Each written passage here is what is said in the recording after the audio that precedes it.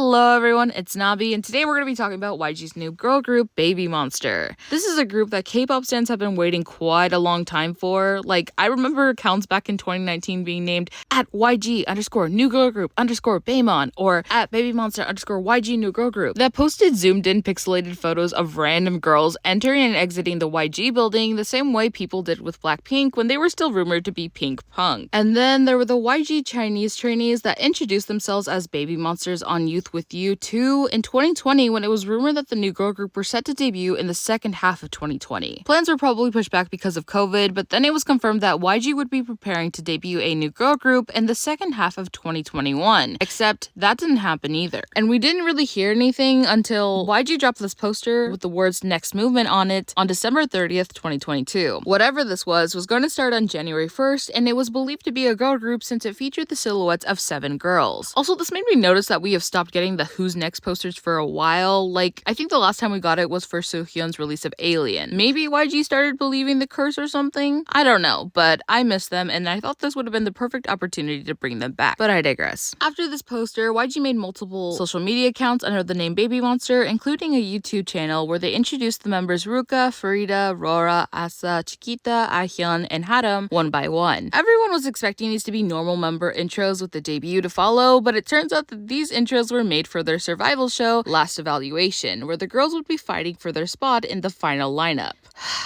I don't think anybody really wanted this. People have been waiting years for this group, and personally, I didn't feel like waiting another 2 months just to watch a survival show where we all know that they're gonna make it in the end. YG should have just done their job and eliminated the girls if they were going to, instead of making it public because no one really cared about it. But let me be clear and say that I don't think it's any fault of the girls. They're all talented and stuff, but I think in general, people have been slowly getting bored of survival shows, and it seems like they're starting to go out of style. Since the rigging of Produce 48 and Produce X101, survival shows have lost their integrity and viewers' trust. Most people think, why waste my time supporting certain trainees when a producer will spend the entire season trying to make me fall in love with the lineup they've already planned for? And I don't think that survival shows hit the same anymore. There's no original charm to them. There's never going to be another audition improv as impressive as Chung has. No trainee will ever capture the viewer's heart the same way Jihoon did when he said, 내 마음속에 저장.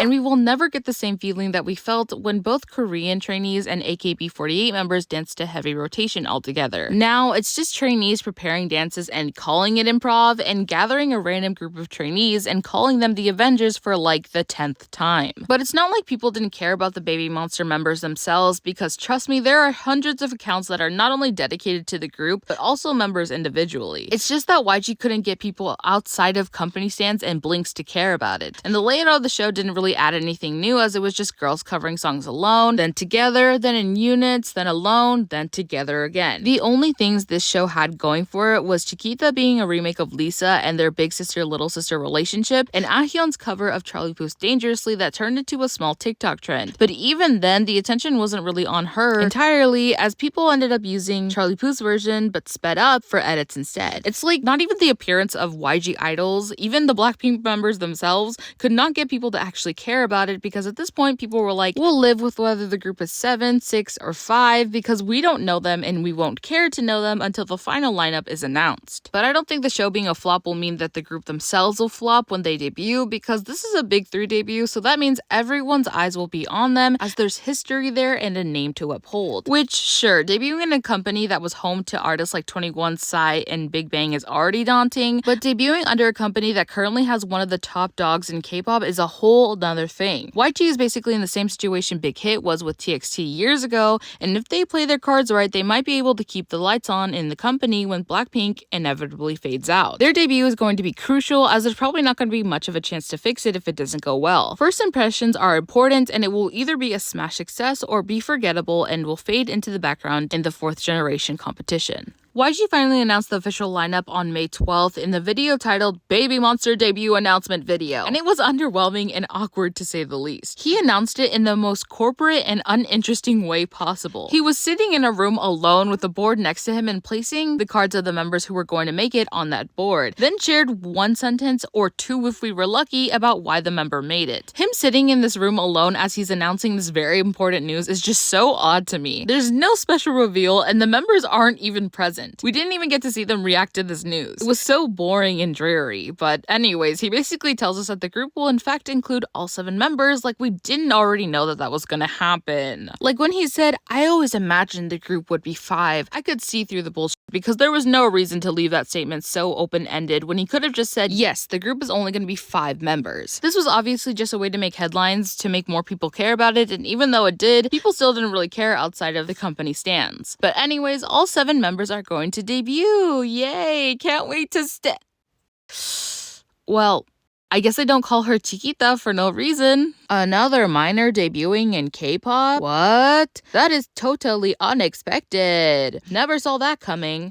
But this time, there's only one adult, Ruka, who is 21 years old, while the rest of the group are minors. She's basically babysitting. No, I'm just kidding, sorry. But I know this topic has been discussed over and over again in K-pop. Like, even I have made a few videos on it too, but it's for good reason. The K-pop industry, no, the entertainment industry in general has proven time and time again that it is not safe for minors. But when you say this, some people will hit you with the, this isn't new in K-pop. They've been debuting for years. You're just jealous, blah, blah, blah, blah, blah. And yeah, whatever, shut up. That's when I like to hit them with the fact that those same K-pop idols who debuted at a young age, like Boa, Hyuna, Jungkook, and the entirety of NCT Dream, will open up about their struggles they faced and how if they could choose, they would have loved to have a more normal childhood. Idols who debut as minors always end up telling stories of how emotionally, mentally, or physically hurt they were at that age. And the younger these idols are, the more likely they are to silently endure the mistreatment and not even know that they're being mistreated, as they don't know what a normal work environment is because they are barely getting to know the world. Then they are put on a global stage to be obsessively examined and criticized by the public and are subjected to endless amount of hate and possible sexualization for no other reason than simply existing. Adults struggle to deal with this kind of stuff, so how can we just accept putting a child through this as well? I think people didn't want to make a big deal of their ages until the members were officially announced, but now it is. This topic comes up time and time again whenever a group debuts a minor, and again, people will say, you're all hypocrites because you stand groups with minors too. And I do see the point in that because, yeah, we all freaked out about New Jeans when they debuted, but now they're mainstream, and it's almost like everyone forgot about Minheejin and their song Cookie. But I think it's because we go through the cycle where we freak out, but then we eventually bite the bullet because the damage is done and we can't really do anything about it. But we swear that this is the last time, when in reality, it's never the last time because here we are again. I'm not telling you that you're a disgusting human being for standing them or that you shouldn't stand them because I stand groups who have had and have minors in them too. All I'm asking is for you to not act blindly and assume this criticism is just hate targeted towards the girls because it has and always will be towards the management and their parents for allowing this to happen. Stop discouraging this conversation by saying that nothing's going to change because sure, we stands don't have that much power and we'll have to wait for South Korea to make more laws to protect them, but spreading awareness is still so important. You need to realize that no one's ever going to be happy when they see another minor debut because they know the things that they will go through. For you to choose to turn a blind eye and not at least acknowledge it shows that you're just selfish and care more about how their existence makes you feel than the actual idol themselves, and that is what makes you a disgusting human being.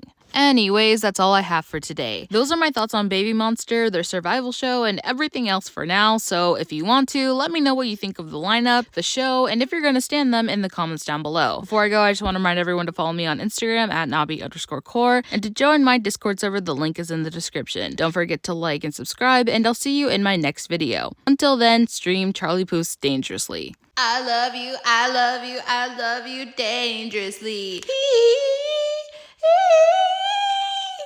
More than the air that I breathe.